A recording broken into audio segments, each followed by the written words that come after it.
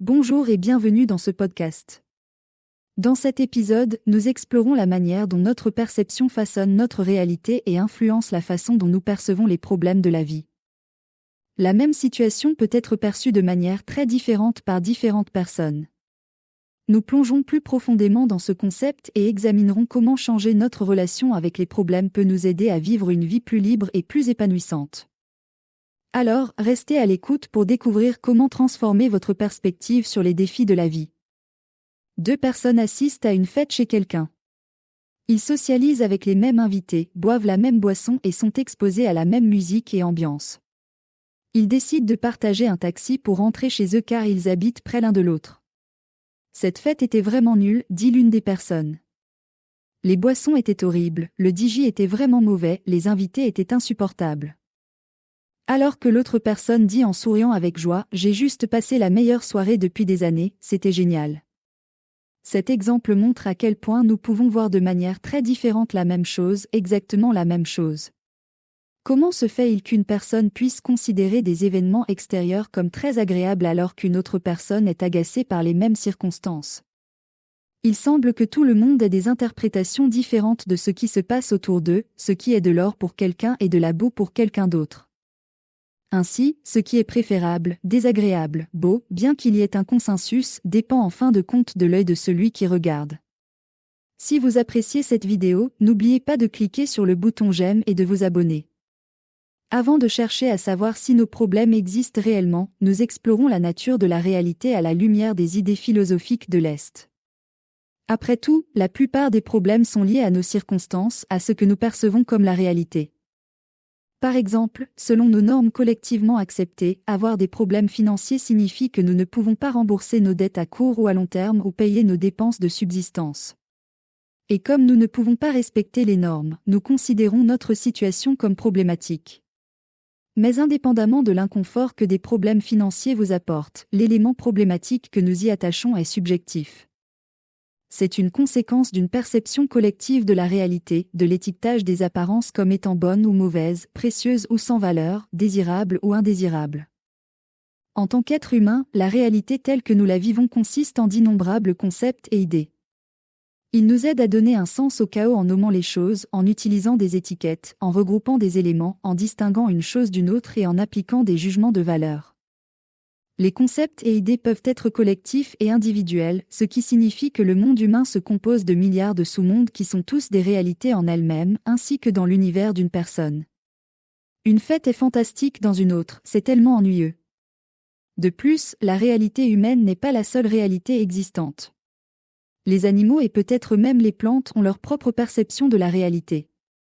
Le monde des chiens se compose principalement d'odeurs, par exemple. Les chiens ne peuvent pas raisonner comme les humains et ne comprennent pas des concepts tels que le capitalisme, la religion, la politique ou les problèmes financiers. Et parce qu'ils ne peuvent pas comprendre ces concepts, cela ne leur causera aucune préoccupation. Les chiens se préoccupent de la nourriture, de la protection de leurs proches et de l'affection corporelle, qui sont des traits que nous partageons. Ainsi, les mondes des humains et des chiens se croisent mais sont très différents l'un de l'autre. Le texte taoïste de Zhuangzi mentionne une parabole sur le concept humain de beauté. Dans l'histoire, des femmes considérées comme les plus attrayantes par les hommes étaient plutôt repoussantes aux yeux des autres êtres vivants. Je cite Maokian et Liji étaient considérées par les hommes comme les plus belles. Mais quand les poissons les voyaient, ils plongeaient profondément dans l'eau. Quand les oiseaux les voyaient, ils s'envolaient en haut et quand les cerfs les voyaient, ils se séparaient et s'enfuyaient. Est-ce que les poissons, les oiseaux et les cerfs ont simplement mauvais goût, ou est-ce que nos jugements de valeur, même si toute l'humanité est d'accord avec eux, ne sont pas universellement vrais? En regardant du point de vue de Zhuangzi, la réponse la plus raisonnable est que la perception humaine de la beauté n'est pas universelle, tout comme la perception des animaux. Mais aucune de ces créations n'a le monopole de la beauté en soi. Par conséquent, la beauté n'est pas universelle, mais créée par le percepteur. Peu importe si nous regardons le monde en tant qu'humain, aux poissons en réalité, sans subjectivité limitée à nos manques d'expérience unique. Ainsi, les problèmes humains ne sont généralement pas des problèmes de chiens et ce qui semble être un problème pour une personne ne l'est souvent pas pour une autre. Dans le bouddhisme, nous pouvons trouver un concept appelé les deux vérités, qui distingue entre la vérité relative, ou vérité conventionnelle, et la vérité absolue, le monde tel qu'il est. Le concept est largement débattu et il n'y a pas de consensus sur la vérité absolue, probablement parce qu'il est difficile de conceptualiser ce que nous ne pouvons pas expérimenter cognitivement. Certains soutiennent que la vérité absolue est le vide, et si nous parvenons à dépasser l'illusion, nous pouvons expérimenter que, en réalité, il n'y a rien. Ainsi, l'univers réel va au-delà des sens, et le taoïsme l'appelle cette vérité absolue. Le Tao est comme un récipient vide, il ne peut jamais être vidé et ne peut jamais être rempli. Infiniment profond, c'est la source de toute chose. Il émousse le tranchant, défait les nœuds, ombrage le lumineux et unit toute création avec la poussière. Il est caché, mais toujours présent. Je ne sais pas qui l'a engendré, mais nous pourrions dire avec une relative certitude que le concept signifie que notre perception de l'univers diffère de l'univers réel lui-même. Nos sens déterminent notre perception de l'univers. Nous ne pouvons témoigner du monde que dans la mesure où nos sens nous le permettent. Et de cette perception limitée, relativement comme c'est le cas pour les chiens, les poissons et les cerfs, la vérité relative est subjective. La notion qu'une fête est nulle n'est pas moins valable que l'opinion selon laquelle la fête est fantastique. S'il passe également vrai en ce qui concerne nos problèmes, ce qui pose problème pour un homme ne pose pas problème pour l'autre. Les problèmes sont donc également subjectifs.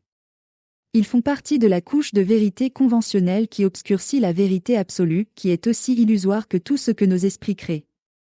Ils sont une perception de la réalité, mais pas la réalité elle-même. Ce ne sont que des interprétations des circonstances, mais pas les circonstances elles-mêmes. Ils n'existent pas dans la réalité absolue, car sinon, tout le monde les aurait rencontrés également. Ainsi, en dehors de nos perceptions, il n'y a pas de problème, pourtant des problèmes semblent très réels pour ceux qui les créent. Nous avons tendance à les subir sans fin. Donc, la douleur qu'ils causent est profondément ressentie. Malheureusement, nous sommes aussi des experts en création de problèmes. Un investisseur constate que ses actions ont perdu 20% de leur valeur en une seule journée. Il panique et a du mal à se retenir. Mais un autre investisseur qui subit la même baisse de 20% est ravi, car elle a maintenant l'occasion d'acheter des actions à un prix avantageux.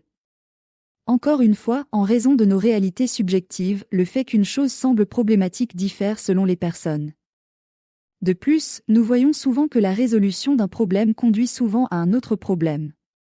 Certaines personnes vivent dans un flux perpétuel de problèmes, quel que soit le nombre qu'elles résolvent.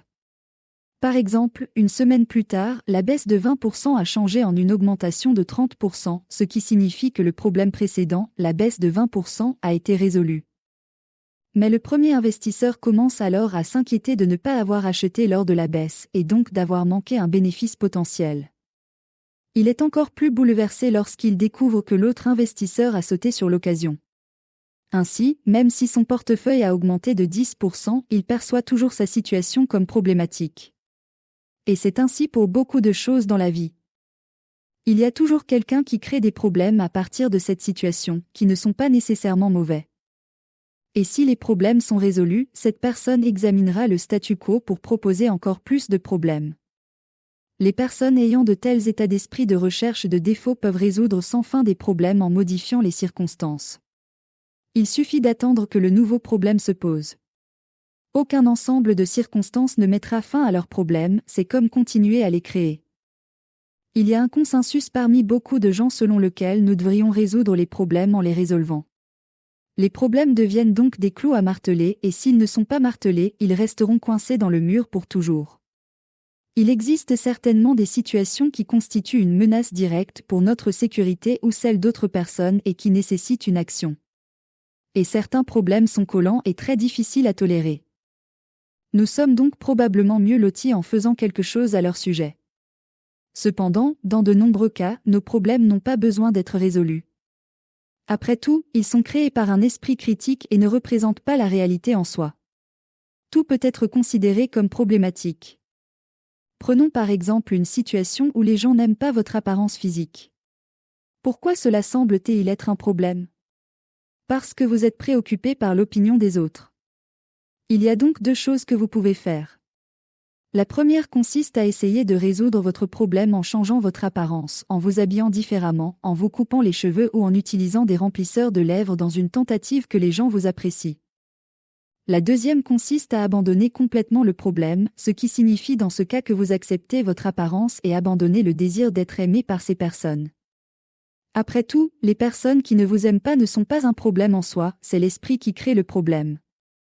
Il disparaît en acceptant les circonstances telles qu'elles sont et en ne souhaitant rien changer à leur sujet. Ainsi, au lieu de résoudre les problèmes, on les réorganise. En changeant l'environnement, nous pouvons les dissoudre en les laissant partir en essence. C'est ce que fait la méditation, car elle diminue les schémas de pensée discursifs qui génèrent ces problèmes en premier lieu. Un des spécialistes bouddhistes a déclaré ce qui suit: au lieu de résoudre directement nos problèmes personnels, la non-action et la méditation peuvent nous aider à nous éloigner de notre préoccupation pour nos problèmes. Et ce changement d'accent peut parfois faire place à de nouvelles solutions, ou pour que le problème lui-même diminue de lui-même. Certains problèmes sont mieux résolus en les dissolvant. Souvent, lorsque nous résolvons un problème, nous changeons essentiellement nos circonstances en notre faveur. Mais l'inconvénient est que nos circonstances sont hors de notre contrôle, ce qui signifie que si nous percevons nos circonstances comme problématiques, nous trouvons quelque chose à blâmer pour quelque chose sur lequel nous n'avons finalement aucun pouvoir et aucun contrôle. Après avoir résolu un problème spécifique, il peut réapparaître après que les circonstances ont changé. La résolution de problèmes n'est donc pas toujours efficace, car l'univers en constante évolution peut facilement annuler nos efforts. Changer l'expérience de nos circonstances relève de notre contrôle. Changer notre attitude est beaucoup plus efficace et réaliste que de changer le monde. Au lieu de changer les événements extérieurs, nous reconnaissons que des problèmes sont créés par un esprit critique et ne représentent pas la réalité en soi. Tout peut être considéré comme problématique. Prenez par exemple une situation où les gens n'aiment pas votre apparence physique. Pourquoi cela semble-t-il être un problème ? Parce que vous êtes préoccupé par l'opinion des autres. Il y a donc deux choses que vous pouvez faire. La première consiste à essayer de résoudre votre problème en changeant votre apparence, en vous habillant différemment, en vous coupant les cheveux ou en utilisant des remplisseurs de lèvres dans une tentative que les gens vous apprécient. La deuxième consiste à abandonner complètement le problème, ce qui signifie dans ce cas que vous acceptez votre apparence et abandonnez le désir d'être aimé par ces personnes. Après tout, les personnes qui ne vous aiment pas ne sont pas un problème en soi, c'est l'esprit qui crée le problème. Il disparaît en acceptant les circonstances telles qu'elles sont et en ne souhaitant rien changer à leur sujet. Ainsi, au lieu de résoudre les problèmes, on les réorganise. En changeant l'environnement, nous pouvons les dissoudre en les laissant partir en essence. C'est ce que fait la méditation, car elle diminue les schémas de pensée discursifs qui génèrent ces problèmes en premier lieu. Un des spécialistes bouddhistes a déclaré ce qui suit: au lieu de résoudre directement nos problèmes personnels, la non-action et la méditation peuvent nous aider à nous éloigner de notre préoccupation pour nos problèmes. Et ce changement d'accent peut parfois faire place à de nouvelles solutions, ou pour que le problème lui-même diminue de lui-même. Certains problèmes sont mieux résolus en les dissolvant. Souvent, lorsque nous résolvons un problème, nous changeons essentiellement nos circonstances en notre faveur. Mais l'inconvénient est que nos circonstances sont hors de notre contrôle, ce qui signifie que si nous percevons nos circonstances comme problématiques, nous trouvons quelque chose à blâmer pour quelque chose sur lequel nous n'avons finalement aucun pouvoir et aucun contrôle. Après avoir résolu un problème spécifique, il peut réapparaître après que les circonstances ont changé. La résolution de problèmes n'est donc pas toujours efficace, car l'univers en constante évolution peut facilement annuler nos efforts. Changer l'expérience de nos circonstances relève de notre contrôle. Changer notre attitude est beaucoup plus efficace et réaliste que de changer le monde. Au lieu de changer les événements extérieurs, nous reconnaissons que des problèmes sont créés par un esprit critique et ne représentent pas la réalité en soi. Tout peut être considéré comme problématique. En fin de compte, pourrions-nous nous libérer de ces problèmes en laissant les activités discursives de notre esprit se dissoudre ? C'est là que la nature illusoire de nos problèmes fonctionne à notre avantage. Les problèmes n'existent pas en dehors de notre perception. En même temps, nos pensées sont très incohérentes et notre attitude envers l'environnement change souvent sans que nous en soyons conscients. Nous pouvons nous inquiéter douloureusement d'une situation, mais puis avoir complètement perdu ces inquiétudes plus tard. Comment se fait-il que quelque chose qui nous occupait lourdement il y a quelques jours semble relativement insignifiant aujourd'hui ? Les circonstances ont changé, ou avant nous avons changé. Beaucoup de gens éprouvent un état d'esprit altéré lorsqu'ils sont ivres ou sous l'influence de certaines substances.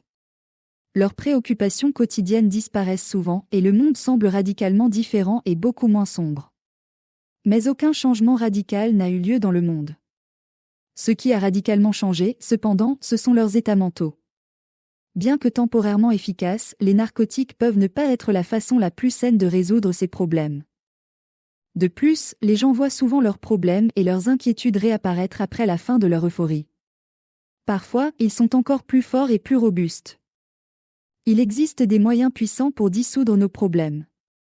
Par exemple, en contemplant la mort et l'impermanence, nous pouvons mieux comprendre la relative insignifiance de nos problèmes. En nous rappelant que la vie est éphémère et que tout ce que nous avons construit finira par disparaître, nous pouvons voir que nos problèmes sont souvent temporaires et finiront par s'estomper.